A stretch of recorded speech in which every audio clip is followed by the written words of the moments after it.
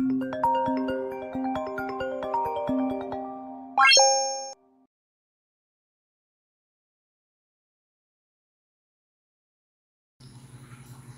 yung tuko, the gecko na namamayagpag dito sa bahay. Isa po siyang residente. Yung gecko na yan, hindi po siya mapapalaya, guys. Siya ang nag-iisang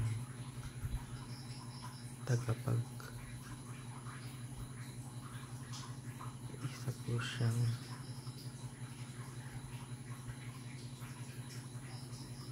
namamayagpag dito sa bahay. Yung gecko na yan, tuko, yan siya. Okay guys, good afternoon. It's 1:15 right now. So pupunta tayo sa isang cold spring. Init kasi ngayon eh. So it's a not so popular cold spring dito. So i-visit lang natin to check it out. On the way na tayo dun sa cold spring. Pero tinaming daan. Dun yung pinaka sementadong daan. Tapos biglang ito na po. Dito niya po na ako tinuro. Eh hindi pa naman ako sanay sa mga ganitong kalsada guys. So hopefully hindi tayo walang masamang mangyari sa atin. Pero babagalan lang natin yung pag-andar guys. Kasi natatakot ako. Ayokong madiskrasya. Okay, let's go. Bumalik ako kasi hindi ko talaga kaya kasi pababa tapos maputik. Natakot ako kasi parang na out of control ako dun sa may sa putik kasi parang hindi ko makapit yung gulong. So babalik na lang ako. Try kong pumunta sa highway. Tapos siguro kasi ang ginawa kong direction is via motorbike. Pang motorbike lang naman talaga yung dadaan dito kasi pero yung matibay na motorbike I don't think na yung ganitong klaseng bike kakayanin. So pupunta tayo ulit sa highway, ipipin natin via car. Yun na lang gagawin natin kasi dapat yung sasakyan para maayos yung daan na sigurado madadaan natin, not this one kasi it's too dangerous, too risky. Okay, let's go. Nakarating na tayo. So ang pangalan pala talaga niya is Langohanan K.A. Tubod. So pero sa Google Map it's Tubod Cold Spring. Pero yan ang tatang pangalan. So kung pupunta kayo dito guys, gamitin nyo yung Google Map direction via car, wag motorbike kasi nakakaloka yung motorbike kung saan niya tayo dinala. O sige, pasok na tayo. Tingnan natin kung anong ganap dito. So papasok na tayo. So may parking fee nila na 5 pesos para sa motorbike. Pero not sure kung saan tayo magbabayad.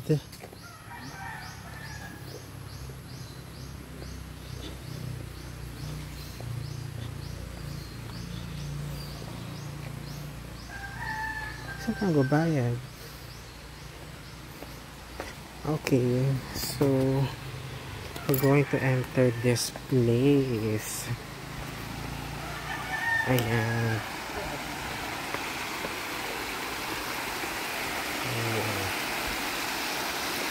Dito para pwede ka na maligo eh.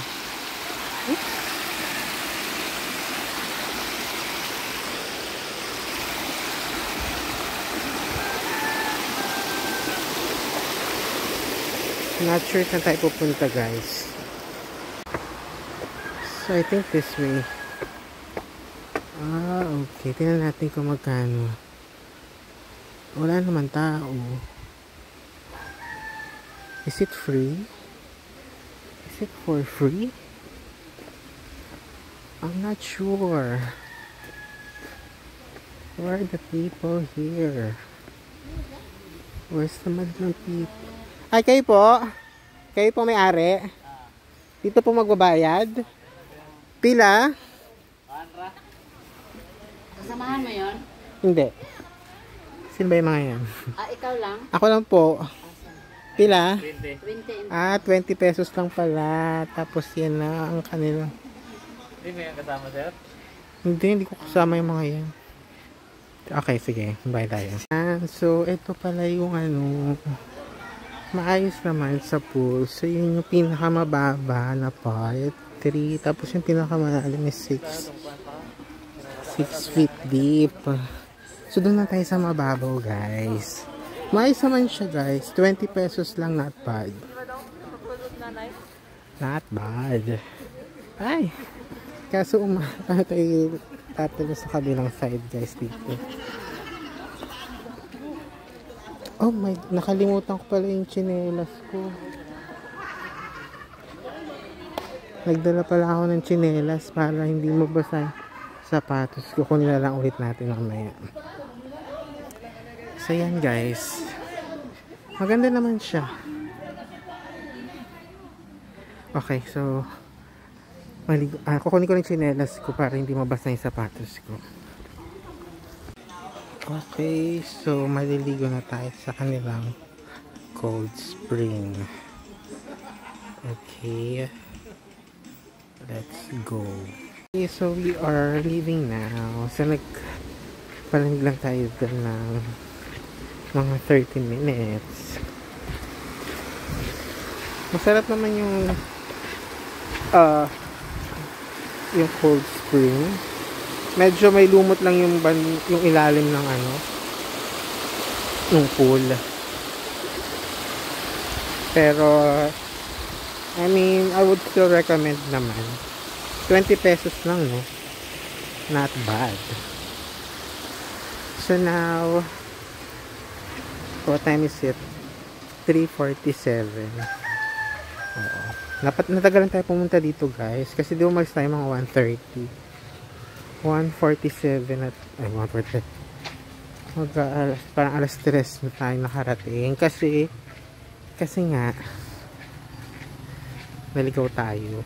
Hindi naman tayo naligaw, but the direction that Google Map provided us is not recommendable. Kasi rocky road, tapos I mean, siguro kung sanay ka magmotor and you're using a big bike, you can take that road. So I suggest, if you're gonna come here, just get the instruction or direction on how to get here via car. Kasi mas sa main road ka lang niya padaanin. As in, pagka dun sa main road, liliko ka lang. Eto na. Ayan. Magta-turn right ka lang. So yun. So, eto pala yung Langohanan Kiing Toy Tatubod. Yan. Kasi hinahanap ko siya I was looking for it on Google Map.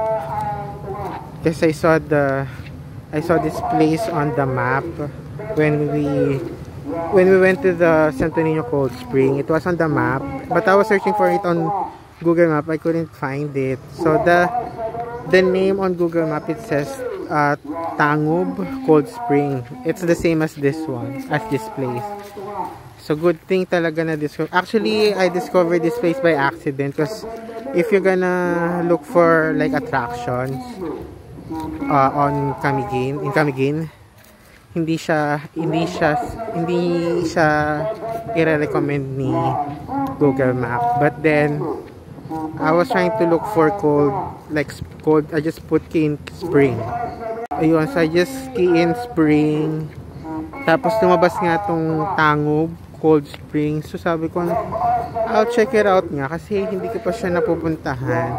Kasi most of the places here in Camiguin I've already been to. So those places na I've never been to, tas yung mga hindi talaga masyadong napupuntahan na lugar, yun yung mga pinupuntahan ko right now. So now, yeah, I think it's worth coming here naman. So but I need to go back home kasi nga so that I can still rest before working later. So okay, we're gonna head back to our homestay.